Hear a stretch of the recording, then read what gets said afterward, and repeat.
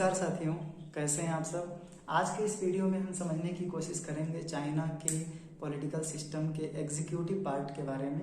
Last video में हमने समझा कि किस तरह से एग्जीक्यूटिव, लेजिस्लेटिव, जुडिशियरी या कम्युनिस्ट पार्टी ऑफ चाइना या फिर पीपुल्स लिबरेशन आर्मी ये किस तरह से एक दूसरे से इंटर रिलेटेड थे। तो इस वीडियो में बेसिकली हम सिर्फ एग्जीक्यूटिव पार्ट के बारे में फोकस करने वाले हैं। तो अगर हम चाइना की एग्जीक्यूटिव की बात करें तो सबसे टॉप मोस्ट अथॉरिटी जो होती है यानी कि सेक्रेटरी जनरल के जस्ट नीचे हम लास्ट वीडियो में जब बात किए कि सेंट्रल कमेटी होती है, उसके नीचे पॉलिट ब्यूरो, स्टैंडिंग कमेटी, उसके नीचे पॉलिट ब्यूरो, फिर एनपीसी यानी कि नेशनल पीपुल कांग्रेस। तो एग्जीक्यूटिव के पार्ट की अगर हम बात करते हैं तो पॉलिट ब्यूरो, स्टैंडिंग कमेटी या सेंट्रल कमेटी या फिर पॉलिट ब्यूरो या फिर और कई सारी अथॉरिटीज, कई सारी ऑफिसेज आती हैं जैसे कि स्टेट काउंसिल या फिर सीपीपीसीसी यानी कि Chinese People's political consultative Conference या फिर सीएमसी यानी कि Chinese Military Commission, Central Military Commission या उसके बाद में सीसीडीआई जिसमें कि डिसिप्लिन इंस्पेक्शन कमीशन है और नेशनल एडवाइजरी कमीशन। तो ये सारी चीजें हैं जो चाइना में एक तरह से कहें कि पूरे एडमिनिस्ट्रेशन को वर्क करने में हेल्प करती हैं, चाहे वो मिलिट्री एडमिनिस्ट्रेशन हो, चाहे वो सिविल एक तरह से कहें सिविल सोसाइटी का एडमिनिस्ट्रेशन हो या फिर जो जितना भी रूल और रेगुलेशन है उसको मेंटेन करने के लिए जो ऑफिसेस हैं वो सारे एग्जीक्यूटिव पार्ट में आती हैं, जो रूल को इम्प्लीमेंट करती हैं, पॉलिसीज को इम्प्लीमेंट करती हैं। तो वो सारी चाइना की एग्जीक्यूटिव सिस्टम को बनाती हैं। इस वीडियो में हम उसी के बारे में स्टडी करने वाले हैं। तो टॉप मोस्ट अथॉरिटी जो है चाइना की, इसको हम सेक्रेटरी जनरल भी कहते हैं, इसको हम एक तरह से चेयरमैन भी कहते हैं कम्युनिस्ट पार्टी ऑफ चाइना का, या फिर सेंट्रल मिलिट्री कमीशन का चेयरमैन भी कहते हैं, जो कि इस समय शी जिनपिंग है। वो चाइना के हेड ऑफ स्टेट भी हैं, यानी कि वो चाइना के प्रेसिडेंट भी हैं। एक बात सबसे इम्पॉर्टेंट है कि जैसे इंडिया में हम देखते हैं, इंडिया में जितनी ऑफिसेज हैं उनके नाम अलग हैं। President, vice president, prime minister या फिर नीचे अगर हम और देखें स्पीकर, वाइस स्पीकर या chairman, vice chairman. But China की जो सिस्टम है उसमें कई बार इस तरह के कंफ्यूजन आते हैं क्योंकि उनकी ऑफिसेज में बहुत ज़्यादा डिस्टिंक्शन नहीं है। सेक्रेटरी जनरल कई पोस्ट पे पाए जाते हैं। अब लोअर लेवल पे अगर कोई पोस्ट है या कम्युनिस्ट पार्टी ऑफ चाइना में कोई पोस्ट है या फिर और किसी जगह पे अगर कोई पोस्ट है सेक्रेटरी जनरल का, तो उसका डिस्टिंक्शन हम कैसे करें हेड ऑफ स्टेट से, इसको लेके कंफ्यूजन रहता है। खैर यहाँ पर हम जब बात करें प्रेसिडेंसी की या स्टेट प्रेसिडेंसी की, तो वो चाइना एज ए स्टेट के हेड यानी कि शी जिनपिंग, जो कि कम्युनिस्ट पार्टी ऑफ चाइना के सेक्रेटरी जनरल हैं या और सेंट्रल मिलिट्री कमीशन के चेयरमैन हैं और साथ में चाइना एज ए स्टेट के हेड हैं यानी प्रेसिडेंट हैं। तो वो टॉप मोस्ट एग्जीक्यूटिव अथॉरिटी है क्योंकि वो पॉलिसी को किस पॉलिसी को इम्प्लीमेंट करना है, किसको नहीं, ये डायरेक्ट करने का काम करते हैं। तो उनके इलेक्शन की अगर हम बात करें तो उनका इलेक्शन जो होता है वो एनपीसी के जो मेंबर होते हैं जो इनडायरेक्टली इलेक्ट हुए हैं उन्हीं के द्वारा उनको सेलेक्ट किया जाता है। इस प्रेसिडेंसी पोस्ट के लिए जो नॉमिनेशन होता है, मतलब किस कैंडिडेट को इलेक्शन के लिए कंटेस्ट कराया जाना है, उसको डिसाइड किया जाता है communist Party of China. Last video में हमने बताया कि जितने भी तरह के पोस्ट हैं उन पर किन लोगों को अपॉइंट किया जाएगा वो डिसाइड करने का काम कम्युनिस्ट पार्टी ऑफ चाइना करती है। इसीलिए कहा जाता है कि indirectly communist Party of China को गवर्न कर रही है। डायरेक्टली जैसे कि कौन लोग उनको सेलेक्ट करेंगे ये कम्युनिस्ट पार्टी ऑफ चाइना नहीं डिसाइड करती है, बट कौन लोग इलेक्शन में खड़े होंगे ये डिसाइड करने का काम करती है। तो इलेक्शन में कौन वोट कर रहा है ये मैटर नहीं करता, कौन खड़ा हो रहा है ये मैटर करता है, क्योंकि अल्टीमेटली उन्हीं में से कोई जीतने वाला है। तो ये अपने ही किसी कैंडिडेट को खड़ा करते हैं। और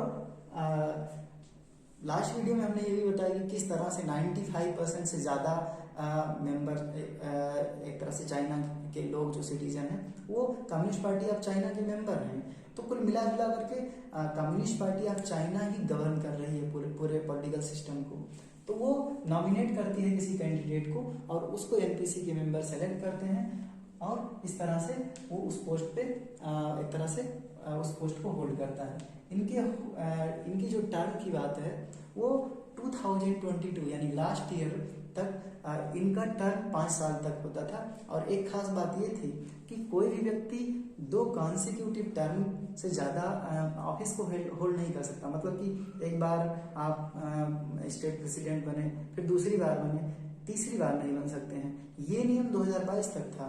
2022 में कुछ करेक्शन किया गया और चाहे सेंट्रल मिलिट्री कमीशन के चेयरमैन का पोस्ट हो या फिर स्टेट प्रेसिडेंसी का पोस्ट हो या फिर कम्युनिस्ट पार्टी ऑफ चाइना के सेक्रेटरी जनरल का पोस्ट हो, इन सारी पोस्ट को सिर्फ एक ही व्यक्ति को होल्ड करने के लिए बना दिया गया और उसके टर्म को हटा दिया गया। मतलब ये कि वो व्यक्ति इनफाइनाइट टाइम तक, जब तक वो जीवित है या जब तक कम्युनिस्ट पार्टी ऑफ चाइना चाह रही है, तब तक वो व्यक्ति उस पोस्ट पे बना रहेगा, उसका कोई टर्म नहीं होगा। तो 2022 में ये टर्म सिस्टम खत्म कर दिया गया। उसके पहले ये नियम था कि 2 कॉन्सिक्यूटिव टर्म से ज्यादा कोई व्यक्ति नहीं रह सकता है।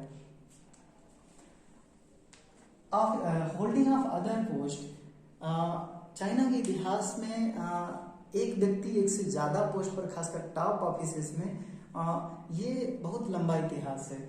1993 से अगर हम चाइना के इतिहास को देखना शुरू करें, जब कॉन्स्टिट्यूशनल अमेंडमेंट हुआ था, तो उसके बाद में चाइना ने एक तरह से कहें कि जियांग जेमिन, जो कि स्टेट प्रेसिडेंट साथ में सेक्रेटरी जनरल के पोस्ट पे बने हुए थे। एक तरह से कहें कि 1993 से ये एक व्यक्ति एक से ज्यादा पोस्ट को होल्ड करने की ये परंपरा तभी से बनी। तो जियांग जेमिन आते हैं, वो 2 कॉन्सिक्यूटिव टर्म तक रहते हैं स्टेट प्रेसिडेंट के पोस्ट पे और साथ ही साथ secretary general, communist Party of China के सेक्रेटरी जनरल के पोस्ट पे, यानी कि एक साथ वो 2 पोस्ट पे बने हैं। इंडिया में ऐसा नहीं है। इंडिया में कोई प्राइम मिनिस्टर बनता है तो वो अपनी पार्टी की मेंबरशिप तो नहीं छोड़ता है, बट वो उस, जैसे मान लो पार्टी में कोई अध्यक्ष है या पार्टी के किसी पोस्ट पे है तो उसको छोड़ देता है। तो लेकिन चाइना में ऐसा नहीं है। तो जियांग जेमिन आते हैं, वो 2 पोस्ट पे बने थे। फिर हु जिनताओ आते हैं, वो भी स्टेट प्रेसिडेंट और जनरल सेक्रेटरी के पोस्ट पे बने हुए थे। वो भी कॉन्सिक्यूटिव 2 बार तरह से 2 टर्म तक इलेक्ट होते हैं। ये 1993 से 2003 तक 2 बार लगातार इलेक्ट होते हैं। हु जिनताओ आते हैं, ये 2003 से 13 तक इलेक्ट होते हैं 2 बार। उसके बाद में 2013 में आते हैं शी जिनपिंग, जो कि प्रेजेंट में चाइना के जनरल सेक्रेटरी हैं, चाइना के स्टेट प्रेसिडेंट हैं और चाइना की सेंट्रल मिलिट्री कमीशन के चेयरमैन हैं। तो ये एक तरह से कहें कि चाइना की हिस्ट्री में ही रहा है एक व्यक्ति एक से ज्यादा पोस्ट पर। शी जिनपिंग 2022 तक 2 पोस्ट पे बने थे, लेकिन 2022 के बाद में उन्होंने 3 पोस्ट को हायर कर लिया।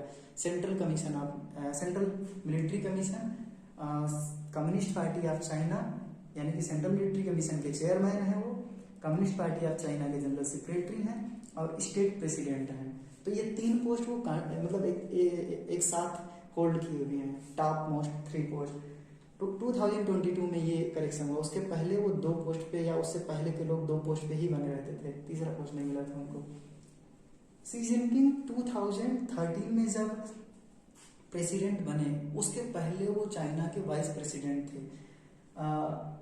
और प्रेजेंट में शी जिनपिंग मंगोलिया के डेलीगेट हैं। लास्ट वीडियो में जब हम बता रहे थे, लेजिस्लेचर को बता रहे थे, तो उसमें हमने कहा था कि एनपीसी एरिया बेसिस रिप्रेजेंटेशन तो करती ही है, साथ में कुछ स्पेसिफिक एरिया है जैसे हांगकांग, मकाओ, वियतनाम या फिर मंगोलिया, इन सारी जगहों को कुछ, या फिर पीपुल्स लिबरेशन आर्मी, इन सबको डेलीगेशन भेजने का भी अधिकार है। यानी कि एनपीसी में रिप्रेजेंटेशन के लिए एरिया बेसिस, जैसे इंडिया में कॉन्स्टिट्यूएंट कॉन्स्टिट्यूएंसी बनी है, उस कॉन्स्टिट्यूएंसी के बेसिस पे लोग तो आते ही हैं पार्लियामेंट में। लेकिन अगर आर्मी का रिप्रेजेंटेशन होने लगे लोकसभा में, या फिर और कुछ एरिया बेसिस पे रिप्रेजेंटेशन और होने लगे, ऐड ऑन कर दिया जाए तो, लेकिन ऐसा है नहीं। लेकिन चाइना में ऐसा है, आर्मी को स्पेशल रिप्रेजेंटेशन मिलता है। कुछ प्रोविंस हैं जो जैसे हांगकांग, मकाऊ या मंगोलिया या वियतनाम, इन सबको भी डेलीगेशन भेजने का अधिकार है। तो जो प्रेजेंट में शी जिनपिंग है वो मंगोलिया के डेलीगेट हैं। खैर, प्रेसिडेंट के ही नीचे प्रेसिडेंट को सपोर्ट करने के लिए वाइस प्रेसिडेंट का भी पोस्ट बना हुआ है, बट वो उतना इम्पोर्टेंट पोस्ट नहीं है। एक तरह से कहें कि ज़्यादा पावर जो है वो स्टेट प्रेसिडेंट के ही द्वारा एक तरह से कहें होल्ड किया जाता है। लेकिन अगर स्टेट प्रेसिडेंट कहीं फॉरेन ऑफिस मतलब फॉरेन विजिट पे हैं या नहीं प्रेजेंट हैं तो उनका काम वाइस प्रेसिडेंट के वजह से, मान लो उनका डेथ हो गया या कुछ हो जाए तो उनका काम वाइस प्रेसिडेंट के द्वारा कम्युनिस्ट पार्टी ऑफ चाइना के सजेशन पे किया जाता है। 2018 में जैसा कि हम बताएं कि कम्युनिस्ट पार्टी ऑफ चाइना में वहाँ के कॉन्स्टिट्यूशन में करेक्शन होता है और ये टर्म सिस्टम को हटा दिया जाता है, जबकि ये लागू किया गया 2022 में। दूसरा एग्जीक्यूटिव सिस्टम में दूसरा सबसे इम्पोर्टेंट पोस्ट है स्टेट काउंसिल। ये अथॉरिटी मतलब एक तरह से ग्रुप ऑफ अथॉरिटी में State Council of PRC, People's Republic of China की स्टेट काउंसिल। इसका पर्पज ये है कि ये डे टू डे एडमिनिस्ट्रेशन को एक तरह से कहें कि परफॉर्म करने में मदद करती है, उसको देखती है कि सही से चल रहा है कि नहीं। और इसका अगर हम सीपीसी के साथ में रिलेशन देखना चाहें, जैसे इंडिया में हम देखते हैं कि पूरी ब्यूरोक्रेसी की एक हायरार्की है जो कि डिस्ट्रिक्ट में मजिस्ट्रेट से लेकर के और पर्सनल सेक्रेटरी तक हैं, तो वैसे स्टेट काउंसिल का भी एडमिनिस्ट्रेशन को चलाने में बहुत इंपॉर्टेंट रोल है। ये role Communist Party of China के साथ किस तरह वेरी किया। 1949 में जब एक तरह से कहें मॉडर्न चाइना एस्टेब्लिश हुआ तो शुरुआत में कम्युनिस्ट पार्टी ऑफ चाइना और स्टेट काउंसिल के वर्क में के काम में बहुत डिफरेंस नहीं था, दोनों एक दूसरे के साथ मिलके काम करते थे। लेकिन 1970s में जब कल्चरल रिवोल्यूशन हुआ तो ये बहुत ज़्यादा क्लियर हो गया, एक तरह से पार्टी का दूसरा काम है और स्टेट काउंसिल का दूसरा काम है। जैसे इंडिया में देखते हैं पार्टी जो काम करती है और गवर्नमेंट जो काम करता है उसमें बहुत डिस्टिंक्शन है, गवर्नमेंट के काम दूसरी तरह से है, पार्टी के काम दूसरी तरह से है। लेकिन चाइना में 1949 के बाद में जब मॉडर्न चाइना एस्टेब्लिश हुआ तब ऐसा नहीं था, उनमें बहुत ज़्यादा कन्फ्यूजन था। 1970 में ये कन्फ्यूजन बहुत क्लियर हो गया, एक तरह से कि किसको क्या करना है ये क्लियर हो गया। बट मॉडर्न टाइम में जब से शी जिनपिंग आए हैं तब से ये फिर से एक तरह से कहें कि पार्टी ज़्यादा ज़्यादा रोल परफॉर्म करने लगी, स्टेट काउंसिल के काम को भी पार्टी के ही द्वारा किया जाने लगा, तो ये कन्फ्यूजन फिर से जनरेट होने लगा है। ये बॉर्डर डिस्टिंक्शन जो है ये फिर से ब्लर होने लगा है। स्टेट काउंसिल के जो हेड होते हैं वो प्रीमियर होते हैं और प्रीमियर को सपोर्ट किया जाता है 4 वाइस प्रीमियर के द्वारा। 4 वाइस प्रीमियर में से एक वाइस प्रीमियर जो है वो पॉलिट ब्यूरो स्टैंडिंग कमेटी में प्रीमियर के साथ में होते हैं उनको सपोर्ट करने के लिए। लास्ट वीडियो में हम पढ़े थे कि सेंट्रल कमेटी के नीचे पॉलिट ब्यूरो स्टैंडिंग कमेटी होती है जो एक तरह से कहें कि सेंट्रल कमेटी उसी में से सेंट्रल कमेटी के मेंबर बनते हैं। तो पॉलिट ब्यूरो स्टैंडिंग कमेटी अगर किसी की कोई मीटिंग है तो उस मीटिंग में स्टेट काउंसिल के जो प्रीमियर हैं उनके साथ में एक वाइस प्रीमियर भी होते हैं उनको सपोर्ट करने के लिए, और बाकी बचे 3 वाइस प्रीमियर पॉलिट ब्यूरो के जो मेंबर होते हैं उन वहाँ से आते हैं। यानी कि स्टेट काउंसिल के जो 3 वाइस प्रीमियर हैं वो पॉलिट ब्यूरो के मेंबर हैं और एक वाइस प्रीमियर स्टेट काउंसिल के प्रीमियर को सपोर्ट करने के लिए पॉलिट ब्यूरो स्टैंडिंग कमेटी में पार्टिसिपेट करते हैं। वाइस प्रीमियर के नीचे स्टेट काउंसलर होते हैं, 5 स्टेट काउंसलर होते हैं और वो स्टेट काउंसलर जो कम्युनिस्ट पार्टी ऑफ चाइना है उसके रेगुलर या एक तरह से कहें परमानेंट मेंबर होते हैं। परमानेंट मेंबर से क्या मतलब है, देखो कम्युनिस्ट पार्टी ऑफ चाइना का अगर कोई मेंबरशिप ले रहा है तो उसको 1 साल या 2 साल के प्रोविजन पे भेजा जाता है। जैसे इंडिया में सिविल सर्वेंट को जब रिक्रूट किया जाता है तो उनकी 1-1.5 साल की एक तरह से ट्रेनिंग पीरियड चलती है, जिसमें उनको बताया जाता है कैसे एडमिनिस्ट्रेशन में वर्क करना है। तो वैसे जब कोई चाइना में कम्युनिस्ट पार्टी ऑफ चाइना का मेंबरशिप लेता है तो उसको कुछ ट्रेन किया जाता है, डिसिप्लिन या प्रिंसिपल्स और ये सारी चीज़ें सिखाई जाती हैं। तो जब वो सीख के तैयार हो जाता है तब उसको परमानेंट मेंबरशिप मिलता है या फुल मेंबरशिप मिलता है। तो जो स्टेट काउंसिल के मेंबर हैं वो फुल मेंबर होते हैं कम्युनिस्ट पार्टी या चाइना के सेंट्रल कमेटी की, जो टॉप मोस्ट सेंट्रल कमेटी है उसके फुल मेंबर होते हैं। और इनका रिक्रूटमेंट 5 साल के लिए किया जाता है। 5 साल स्टेट काउंसिल में 5 साल के लिए किया जाता है। State Council People's Republic of China में कई तरह की पोस्ट हैं, जैसे कि हम बताएं कि प्रीमियर हैं, वाइस प्रीमियर हैं, काउंसलर हैं। इसके अलावा अलग अलग डिपार्टमेंट के मिनिस्टर होंगे या फिर पीपुल्स बैंक ऑफ चाइना के गवर्नर होते हैं या फिर नेशनल ऑडिट ऑफिस के हेड होते हैं, क्योंकि ये एक तरह से supreme top most executive body है। तो इसमें अलग अलग लोगों का रिप्रेजेंटेशन होना जरूरी है। चेयरपर्सन भी होते हैं 3 मिनिस्ट्रियल लेवल पे। सेक्रेटरी जनरल भी होते हैं जो कि काउंसलर के अंडर में वर्क करते हैं। लास्ट वीडियो में हमने गलती से बता दिया था कि ये सेक्रेटरी जनरल चाइना की जो एक तरह से सेक्रेटरी जनरल या हेड ऑफ स्टेट है वही है, बट इनमें और उनमें काफ़ी डिफरेंस है। ये सेक्रेटरी जनरल दूसरे हैं और वो दूसरे हैं। यही हम बता रहे थे कि इनकी जो पोस्ट है उसके नेम में बहुत डिफरेंस नहीं है। इंडिया में ये अच्छी चीज़ है या अलग अलग कंट्री में अच्छी चीज़ है कि नाम को लेके बहुत डिफरेंस रहता है, बट चाइना में ये कंफ्यूजन रहता है। वो किसी को भी जनरल सेक्रेटरी बोल देंगे, किसी को भी प्रेसिडेंट बोल देंगे। तो लेकिन एकदम से ऐसा नहीं है, लेकिन कई ऐसे पोस्ट हैं जो जनरल सेक्रेटरी के हैं, कई ऐसे पोस्ट हैं जो प्रेसिडेंट के हैं, तो ये इसको लेके कंफ्यूजन रहता है। तो ये सेक्रेटरी जनरल काउंसलर के अंडर में होते हैं। इसके अलावा State Council People's Republic of China में प्रीमियर होते हैं टॉप मोस्ट, उसके नीचे ये सारे वाइस प्रीमियर, काउंसलर, मिनिस्टर और गवर्नर ये सारे होते हैं, और वही मिलकर के स्टेट काउंसिल को बनाते हैं। और स्टेट काउंसिल कई डिपार्टमेंट में बटा होता है, जैसे एग्रीकल्चर डिपार्टमेंट या मिनिस्ट्री डिफेंस या फिर फॉरेन ऑफिस। जैसे इंडिया में कई तरह के मिनिस्ट्रीज हैं, उनके अंडर में कई डिपार्टमेंट हैं। तो इस तरह से ये स्टेट काउंसिल में भी जो मेंबर हैं वो कई अलग अलग डिपार्टमेंट, अलग अलग मिनिस्ट्री में बटे हुए होते हैं। तीसरा सबसे एक तरह से कहीं important executive office Chinese People's political consultative Conference, जो कि चाइना की डिफरेंट लेवल पे जो एक तरह से कहें कि लेजिस्लेटिव बॉडी है, चाहे पीपुल्स लोकल पीपुल कांग्रेस या नेशनल पीपुल कांग्रेस, इनको एक तरह से कहें कि कंसल्ट करने के लिए बनाई गई है। इस कंसल्टेटिव कॉन्फ्रेंस में डिफरेंट तरह अलग अलग तरह के लोग होते हैं, जैसे अपोजिशन पार्टीज के भी मेंबर होते हैं। इसका सबसे इम्पोर्टेंट काम होता है कि ये मल्टी पार्टी कोऑपरेशन को प्रमोट करे और पॉलिटिकल ऑफिसर्स जो हैं उनको सजेस्ट करने का काम करती है।